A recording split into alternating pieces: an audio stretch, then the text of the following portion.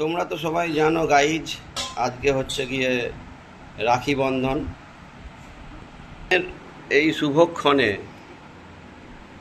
আমরা বহু কিছু আয়োজন করেছি। তার মধ্যে হলো আমাদের ঈশানী হচ্ছে গিয়ে সেক্রেটারি, সভাপতি। সকাল 5টা দিকে উঠেছে, উঠে পায়ের ঘাম মাথায় ফেলে করেছে ফ্রায়েড রাইস, গোবি চিলি, আলু গোবি, মাশরুম চিলি, এমনকি রসগোল্লাগুলোও নিজে বানিয়েছে।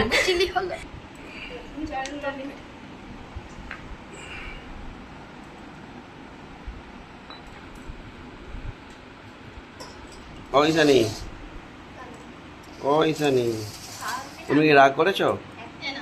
হ্যাঁ, তোমাকে তো বিবেক দিয়ে দিয়েছে তোমার দক্ষিণা, তাহলে রাগ করেছো কেন? হ্যাঁ, আচ্ছা।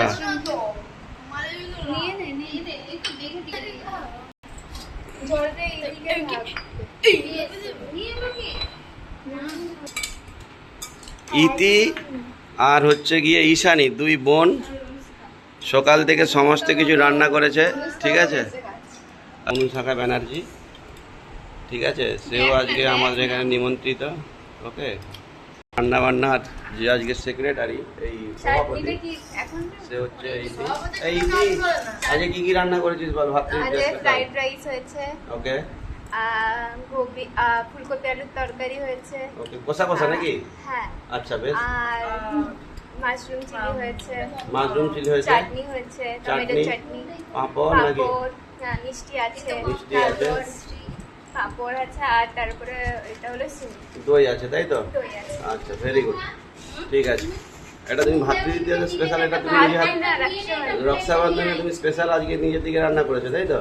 আমি, ঈশানী, অনুষ্কা, দিদিও আছে, হেল্প করেছে আমাদের পিছনে, সব থেকে বড় হেল্পিং হ্যান্ড।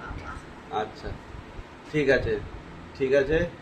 অনেক অনেক আশীর্বাদ রইল তোমাদের জীবনে, মানুষের মতো মানুষ হও। ওকে, ঈশানী শুধু যেন লাজে রাঙা হয়ে যাচ্ছে, আমি কেন বুঝতে পারছি না। আমার মনে হয়, আমার যেটুকু ধারণা, আজকে এই যে এত কিছু ফ্রায়েড রাইস হয়েছে, বা আলু গোবি হয়েছে, বা চিলি হয়েছে মাশরুম দিয়ে, হলেও চিকেন হয়নি বলে আমার মনে হয় ঈশানীর মুখটা একটু, মনটা একটু কীরকম যেন কষ্টকর হয়ে আছে, নাকি ঈশানী?